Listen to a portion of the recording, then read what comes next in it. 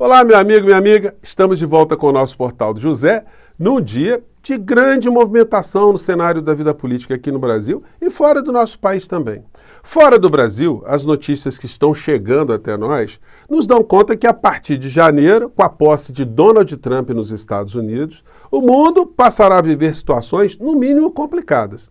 Isso a julgarmos pelas figuras que Donald Trump está apontando como aquelas que farão parte do seu governo no seu primeiro escalão. Vou conversar com vocês sobre essa situação e sobre situações aqui no nosso país, no mínimo inusitadas, como, por exemplo, o fato de um senador da direita bolsonarista se conflitar com outro senador da extrema-direita negacionista bolsonarista sobre o fim da jornada 6x1 aqui no Brasil. E também qual é o posicionamento que a figura do inelegível já começa a apontar no meio dessa discussão e também do governo Lula. Bom, antes de entrarmos aqui nos nossos temas, quero convidar você que está chegando agora no nosso portal e ainda não é inscrito, para que, em primeiro lugar, você se inscreva aqui conosco e conheça também os nossos outros vídeos. Se você gostar, compartilhe, recomende e nunca se esqueça de dar o seu precioso joinha, o seu comentário, se puder, venha também para o nosso clube de membros. Você que é muito bem-vindo e muito bem-vinda. Bom, vamos aqui começar com as nossas situações internas, né, gente? Olha, hoje teve uma coluna do Reinaldo Azevedo e o Reinaldo Azevedo, ele retransmite na coluna dele um pensamento que é muito comum dos empresários que não gostam de ceder um átomo para o trabalhador, porque isso sempre representa uma menor lucratividade para eles. Mas, gente, eu fiz contas hoje pra caramba, porque como vocês que acompanham o nosso portal já sabem, eu tive um restaurante, um grande restaurante por quase 15 anos aqui no Rio de Janeiro. Então eu fui empregador, então eu fazia cálculo ali de horas extras, a gente tem algum manejo com essa história. E tem muitas coisas que são jogadas que são absolutamente falsas. E o Reinaldo Azevedo, infelizmente, ele reproduz um pensamento recorrente que qualquer coisinha para o trabalhador é o fim do mundo, é o fim para o empresário. E aí ele acha que um governo que tem um presidente da República, que foi eleito pelo Partido dos Trabalhadores, ou um membro, o maior personagem do Partido dos Trabalhadores, que fez a sua vida política na luta sindical, defendendo o trabalhador, que o governo de Lula não deve entrar nesse tipo de discussão. Gente, não é apoiar a proposta ou deixar de apoiar, não. É não entrar na discussão. E aí, gente, é o fim do mundo, né? Acompanhe aqui a fala de Reinaldo Azevedo, porque ele é um jornalista muito respeitado pelos conservadores aqui no Brasil e por alguns setores nem tanto, né? Mas ele é uma pessoa inteligente e vale a pena a gente sempre refletir sobre algumas coisas que ele fala. Vamos ver aqui. Em primeiro lugar, boa tarde a todos, acho que o governo não tem como governo de embarcar nessa. Tem que deixar esse assunto fluir no Congresso. Claro que existem contratempos, né? Primeiro vamos ver quanto tempo se vai implementar isso, porque de saída também não podemos fazer de conta que a ideia só traz benefícios, né? Existe um aumento no custo do trabalho, é óbvio. Bom, isso é fato. Há um aumento no custo do trabalho. Mas qual a relevância desse custo no trabalho? É isso que eu vou mostrar aqui para vocês. É uma questão matemática.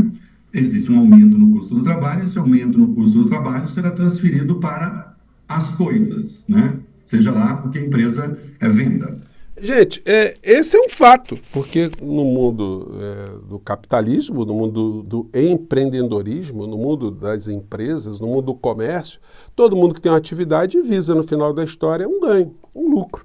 Evidentemente, se há uma despesa adicional, isso é repassado sempre para o preço dos serviços. Gente, quando você viaja, você que tem a oportunidade, ou teve, de viajar para fora do Brasil, você paga muito mais caro em função do dólar, da variação da moeda, do euro, mas você, proporcionalmente ao custo das coisas, você também paga mais caro, porque o trabalhador lá também é mais bem remunerado do que aqui no Brasil. E isso não faz com que ninguém reclame das coisas, ou que as pessoas deixem de comprar. É o custo da coisa. Então, isso tem uma série de percepções para a gente analisar. Mas vamos analisar aqui concretamente algumas coisas, né? Eu fiz alguns cálculos, gente. Passei hoje fazendo um monte de cálculo, né? Mas só para ilustrar aqui para vocês. Olha só. Uma empresa, vou pegar aqui no setor de alimentos, que tenha um faturamento geral de R$150 mil por mês, pagando muito bem aos seus funcionários, pagando desde o gerente até um cozinheiro, o atendente, o menino que lava os copinhos, enfim, o faxineiro, a média mensal salarial fica em R$ 37.500, né? Isso já incluindo todos os impostos. Isso numa jornada de trabalho de 44 horas semanais. Se a jornada passar para 40 horas semanais, ou seja, o cidadão deixa de trabalhar aos sábados e passa a trabalhar só de segunda a sexta, o empregador que conversar, que negociar com o seu empregado para que ele tenha horas extras no sábado, ele vai pagar 4 horas extras a mais por semana, e essas horas extras terão um adicional de 50%. Portanto, ao final do mês, esse empresário que gastava 25% de salário no cômputo da sua movimentação geral, ele vai ter uma despesa adicional que vai ultrapassar a 27,9%, vai chegar a 28%. Então ele vai ter um aumento de 3% no seu custo geral. Ele vai passar exatos 3% nos preços que ele pratica se ele tiver um restaurante. Portanto, o cliente que estava acostumado a pagar, como a gente diz na linguagem de restaurantes, né, um ticket médio de R$100, ele vai passar a pagar R$103. Para o trabalhador ou ficar mais bem remunerado ou para ele não precisar trabalhar no sábado e no domingo. Então, gente, o impacto é absolutamente assimilável pelo setor empresarial de todos os modos. E se o governo quiser entrar, e tem que entrar nessa discussão, fazendo algum tipo de média, pode fazer ali um desconto sobre o adicional que se pagará de imposto sobre as horas extras desses trabalhadores. Gente, nós temos muita tecnologia hoje, dá para organizar isso de uma maneira muito mais rápida, muito mais veloz. A qualidade de vida do trabalhador vai melhorar, a sanidade mental do trabalhador nas empresas melhorará, o ânimo das pessoas trabalhando melhorará, o atendimento tende a melhorar também. Então, gente, é um jogo de ganha-ganha. Mas o empresariado mais radical, o egoísta, o pilantra, o salafrário, não quer conversar sobre esse assunto. E aí muita gente acaba embarcando nessa história. Mas e o governo Lula? Como é que deve se comportar no meio dessa história, né? Eu vou trazer aqui para vocês uma situação inusitada, que foi aqui o Bolsonaro se posicionando, né? Entrevista, Bolsonaro afirma ser contra o fim da escala 6x1. E aí ele metralha, né? Ele dizendo o seguinte: eu sou contra a jornada, né? No meu governo, o que eu fiz? Eu quis que os trabalhadores que estivessem reclamando da jornada de trabalho, cada um abrisse a sua própria empresa. E aí o cara poderia fazer o que ele quisesse com a empresa dele e ganhar quanto ele quisesse, ganhasse 10 mil, 20 mil. Isso é a figura do inelegível que nunca trabalhou na vida dele, sempre vagabundeou, levou os filhos todos para vagabundagem, colocou as suas ex-esposas todos nesse arcabouço da vagabundagem e, portanto, fica ditando regras sobre aqueles trabalhadores que, de fato, trabalham no nosso país. Então, ele está contra. Se o Bolsonaro está contra, o bolsonarismo vai contra também.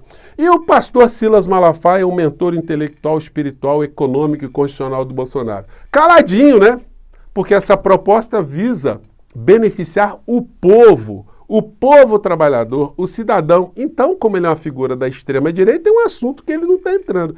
Que a extrema-direita não entre, ou entre para atacar, é uma história. Mas nós, do campo progressista, nós não podemos fazer o papel de mudos. Nós aqui funcionamos como espécies de grilos falantes, né? Da fábula do Pinóquio, que era aquele grilinho que ficava ali falando, chamando a atenção. E nós aqui formamos uma legião de grilinhos falantes. E a gente vai somando aqui as nossas falas, vamos fazendo mais barulho para chegar até o governo, para que o governo assuma essa bandeira também e entre nesse embate. Porque tem gente aí que a gente nunca imaginou e que começou a entrar nesse debate também. Se a direita puxar essa bandeira, a gente vai perder um bonde da história. A direita vai ficar boazinha aqui no Brasil, né?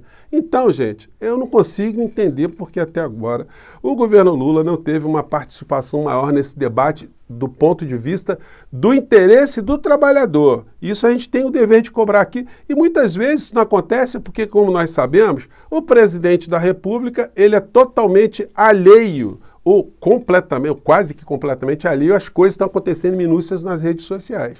E se as pessoas não informam para ele o que está acontecendo, aí de fato ele fica vendidaço no meio dessa história toda. Ele não saberá o que está acontecendo, exceto pelas informações que chegam através de jornais.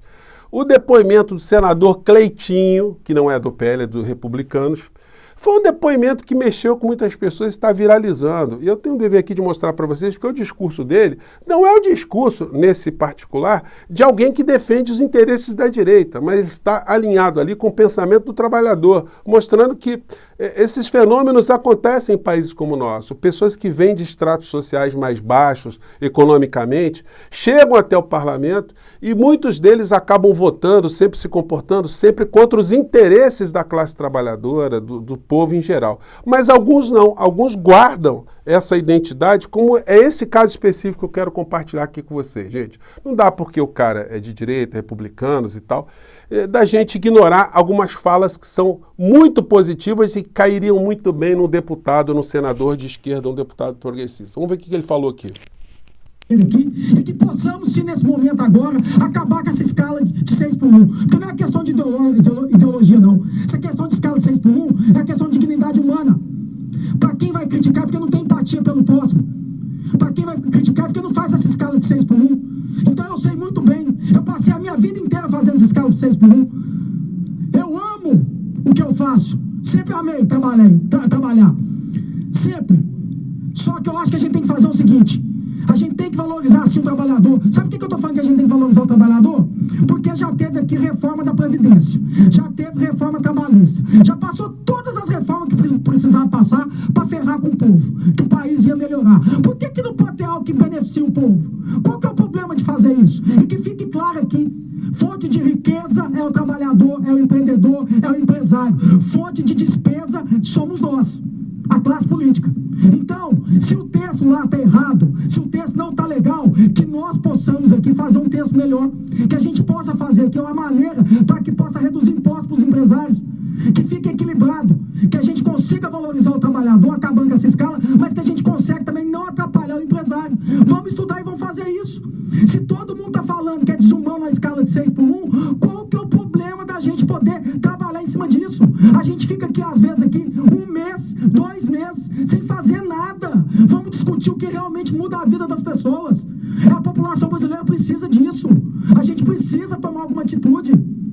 Já passou tantas reformas aqui. Qual que é o problema agora de a gente poder ajudar o povo brasileiro? A gente precisa fazer isso. Você quer uma parte, Jorge? Fica à vontade, meu irmão. E é o seguinte, aí ele dá uma parte aqui para esse deputado do senador, né, que é empresário, tem empresa ali de pesca, né, e atacou visceralmente a fala do Cleitinho. E o Cleitinho deu uma sapatada final na criatura, né, que eu vou compartilhar aqui com vocês. Vamos lá. Na nossa Constituição, previsto a punição. Então, esses o da pesca aí, o Safe, ele falou, não, o trabalhador tem que negociar com o empregador, né? Os dois, hoje a legislação permite isso, né? Aí o Cleitinho falou na sequência. Tem vício de origem e é para destruir o Brasil e controlar cada dia mais a população brasileira. Obrigado pelo apoio, você é um cara querido e gentil. Tamo junto. Obrigado. É importante a gente entender que na teoria que você falou é lindo, mas na prática não funciona. A gente se lidar aqui com seres humanos que são egoístas e covardes. Acaba que se não tivesse o Estado hoje, a gente tava na escravidão até hoje. Então, o som está meio embolado, né? Realmente o som não está muito bom, mas é o áudio original. E ele falou coisas muito interessantes, que são lógicas, que dizem respeito ao que nós estamos vivenciando, né? Eu comentei com vocês que a figura do inelegível está se colocando contra. O Pimenta, mostrei para vocês, o ministro da SECOM, se posicionando a favor. E aí, quando a gente entra nas redes sociais da presidência da República, do presidente Lula, qual é o destaque principal? Aqui no YouTube tem um dia saudável para vocês. E depois tem outro vídeo. O presidente Lula sanciona o projeto de lei que institui o Dia Nacional do Maracatu. E as redes pegando fogo com essa história. E aí se coloca, a assessoria de comunicação, coloca o vídeo aqui do Lula, no meio desse processo todo que a gente está vivenciando. Ele falando aqui da importância de batida que eu tive na cabeça. fazer exercício, né? Eu estou voltando da ativa agora. Então, gente, meu amigo e minha amiga, olha, tem alguma coisa muito complicada acontecendo no Brasil, no governo Lula, porque essas situações não dão para a gente achar que não estão acontecendo, que é um assunto que não está mobilizando, que não chama atenção. É uma coisa impressionante. Nós vamos continuar aqui fazendo nosso papel, porque nós ajudamos a eleger esse governo. Nós temos responsabilidade também para todas as pessoas que a gente pediu voto, que a gente disse que, olha, estamos indo em um outro caminho e a gente tem que continuar assim. A mesma energia que a gente usou durante o processo eleitoral, a gente tem que usar agora para garantir que essa gente insana nunca mais volte ao poder aqui no nosso país. Mas não dá para a gente ficar achando que está tudo bem, não. A gente tem que continuar na nossa pegada, né? É como eu penso, gente. Mande seu comentário para cá. Tô certo ou tô errado? Um grande abraço, até o nosso próximo encontro. Tchau!